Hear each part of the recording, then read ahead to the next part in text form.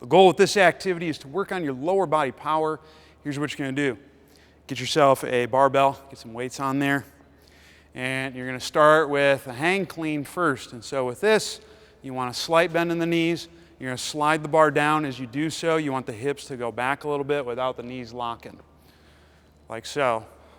And then from here, you're going to get into your triple extension. So with that, I'm going to go up on the toes. I'm going to extend the hips or straighten the hips.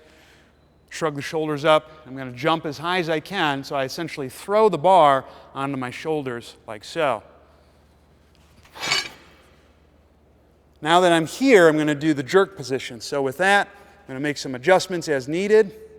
I'm going to then do another dip down. I'm going to jump as high as I can. I want to think about throwing the barbell up towards the ceiling, and I'm going to catch it in the top position like so. And let it come back down. Now, you do not have to land on two legs. If you want, you can also do a split jerk, which for that, again, soft knees. I'm going to do the hang clean like there. And then for the split, I'm just going to land with one foot forward and the other foot back, just like this. Rinse and repeat.